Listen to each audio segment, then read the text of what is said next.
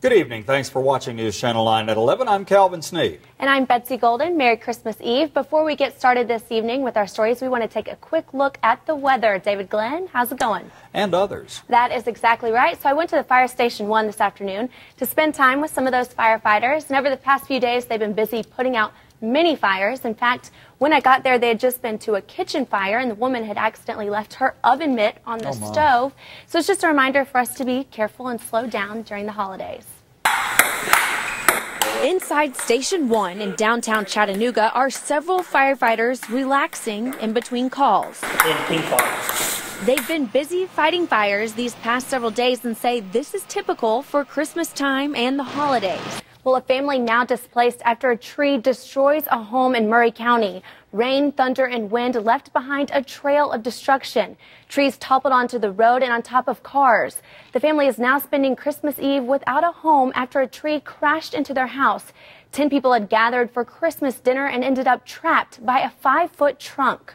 There was 6 kids. Well, the city of Chattanooga started the Violence Reduction Initiative 7 months ago, but some say they're not seeing much change.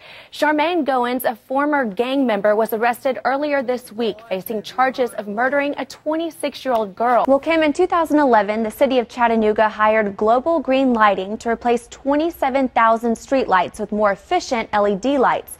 Now, some residents are complaining these lights aren't working, and they want to know who's responsible for keeping them in the dark. James Shropshire and Joseph Thornton have lived next door to each other in the Orchard Knob district for several years. They say they know they live in a rough neighborhood. There's a lot of crime going up and down through him. A girl got cut up the street. Another one found dead over here on the next street. Just a couple blocks away, Pastor Kenneth Johnson was found dead in a ditch. Crime for them is too close, and they've been living in the dark. None of the lights on their street work. This one here don't work, period. And it's been that way for 6 months. There's several around here that don't work. Like on Willow Street up here right now, you can go down Willow Street up here where this is real bad up in here. And they don't, and I know it's not working. They don't have any light from the corner of Blackford Street down. EPB has come out twice to check on the lights, but their spokesperson says they can't turn them back on. We will investigate and repair conventional non-LED streetlights within the city. If we find that the light in question is an LED streetlight, our crews will verify proper voltage on the electric line to the LED light fixture and report the problem to City Hall, which will work with the LED streetlight vendor for warranty and repair services. And these lights neighbors are fighting to fix are LED lights.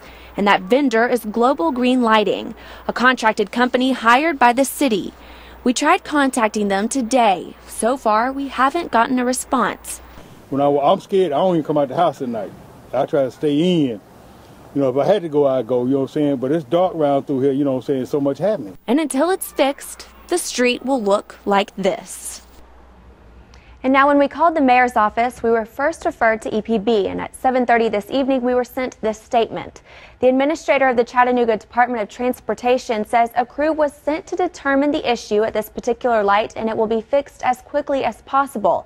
And if you see a street light in need of replacement or repairing, please call 311 to report it. Kim? Well, good evening. So Orchard Knob residents told us that they've been working for months to get the lights on. And that's because they believe their neighborhood becomes increasingly violent in the dark. And now there's light.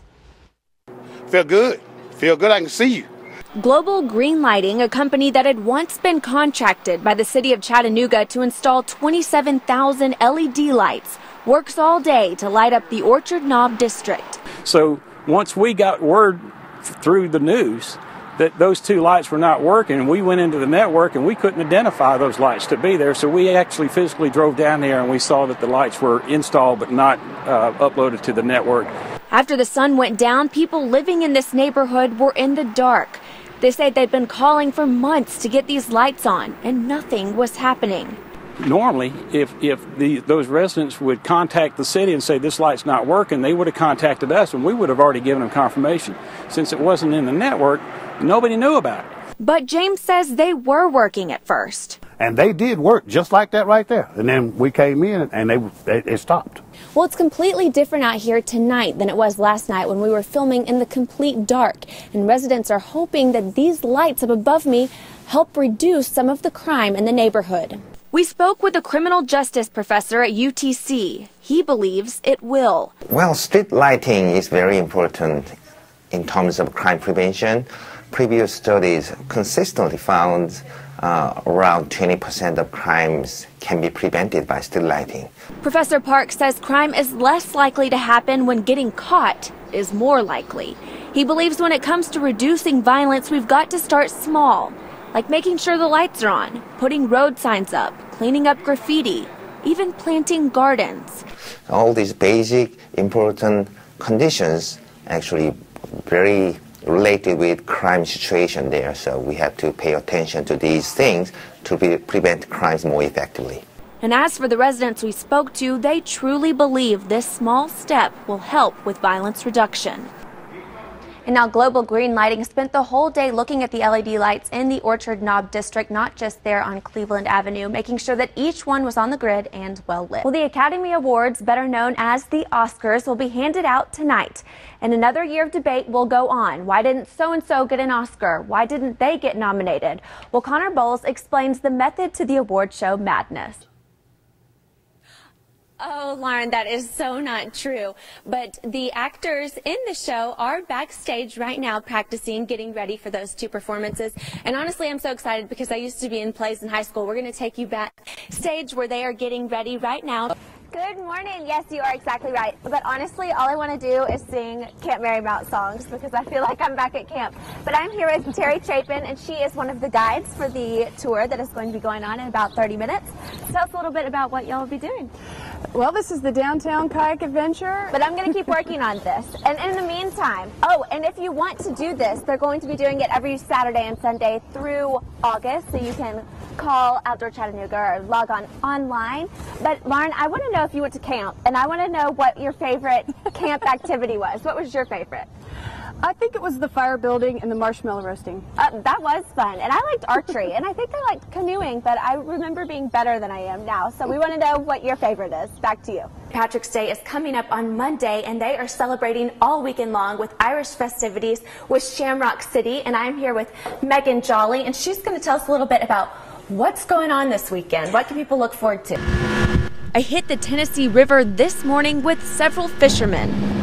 Not the kind you're picturing. We were going to be noodling or grabbling, basically fishing with our hands. The sport originated, we think, by Native Americans. It's a way to eat. You catch fish, it's a good time to do it. You find a hole, the fish is holed up in, you get in there, you wait for it to bite you, and you pull it out, and voila, you have food. Voila, nothing. This sounded dangerous. Am I going to lose a finger? Probably not. Those four men have been noodling for many years and have caught many massive fish. And what hooked me was the first bite. Traditionally, we catch blues, channels, and flatheads. The blue cat is the larger, generally speaking. They get up to about 150 pounds. This one's probably 30 to 35. The season comes once a year during spawning, and the men always let the fish go. They spend hours on the river and sometimes hours waiting, no, fighting with one very large catfish. Oh, they're fighting with him. So these guys got me into the water to try and get me to stick my arm into one of those dark, deep holes and straight into a catfish's mouth. I'm nervous. The nerves are part of the fun. It's the adrenaline is just incredible. No, that's not. Okay, you got to go get it. No. Go get it for us. Let's just see. Okay. Oh my God. Well, finally I did get it. But the second one got me.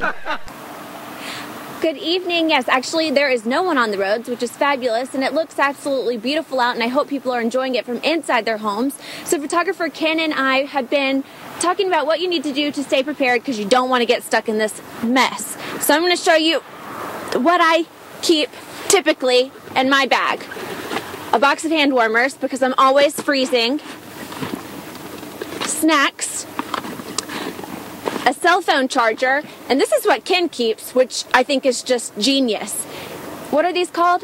Yak tracks. They're called yak tracks. They are for walking on ice in case anything was to happen. And honestly, we've needed these when we're out filming stories It's very important. You don't want to get stuck in it. If you do have to go out, make sure that you have the essentials: water, snacks, a full charge on your phone. Just stay safe out there.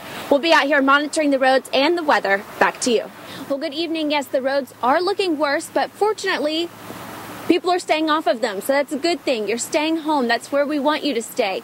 But these temperatures, the weather, and all of the people on the roads are creating a problem, and that problem is potholes. So we're going to talk to Chris Smith with the Tennessee Department of Transportation and find out why these potholes are happening and what can we do. I don't know how they did it. My hands were so cold filming them, and now my hands are still freezing. I have these huge mittens on, and they were all in these tiny gloves so that they could actually be working. So here I am out here in the cold to remind you to try not to get outside tonight. Thousands of Wisconsin union workers spent their Saturday rallying outside the state capitol. Close to 3,000 people showed up to hear AFL-CIO president and others blast the right to work bill. That bill making its way through the Wisconsin legislature puts new restrictions on private sector unions. The later game today will be the Colts at Denver. Tomorrow it's a big night for college football. While the Cowboys are freezing in Lambeau, some others have moved into their home. AT&T Stadium in Arlington is set to host college football playoff championship game. And the Ohio State Buckeyes are looking to win their first national championship game since 2002. The Oregon Ducks just trying to win their first national championship ever. And coming up next, we'll show you what's trending online and in social media this week. The woman you were speaking of is now dead from a gunshot wound to her head, and that man who police believe may have killed her is behind bars. And this morning and all day today, we spoke with neighbors and folks who live in the neighborhood trying to figure out more about this woman and how they feel about living in a community where the sound of gunshots is far too common. Vanessa Wells and her friends sit under this tree many afternoons. They won't go any further, especially towards the College Hill Courts apartments. They're about a quarter mile down the road. I do not go no further than this tree, this office right here. I'm scared to walk to the store because they stay down there all the time. They do a lot of shooting down there at the store. The news had quickly spread to Vanessa and her friends about this morning's shooting, where Kiera Patton was shot in the head inside her complex. She was rushed to the hospital where she later died. Police say Taylor Satterfield is now in custody for her murder. He is also charged with aggravated domestic assault, unlawful possession of a weapon, and tampering with evidence. Right across from the shooting is a child development center and playground. A little ways further down the road is another playground and a baseball field. But many won't let their children near there. When we heard them shots, I didn't go no further than this tree. When we heard, I ran that way. Because I know if I go that way, I'm safe. The playground's a no-no. Out of all the people standing outside watching the action unfold, Vanessa was the only person willing to speak with me. Everyone else said they feared what would happen if they got on camera. They scared if they say something, somebody may come and retaliate. Do you think that that's a possibility? It's a possibility. It's a great possibility. And to put it in perspective exactly where we are and where this shooting happened, we are exactly 1.5 miles from the Tennessee Aquarium and just half a mile from the Chattanooga Convention Center. We're going to be bringing you more information as it becomes available.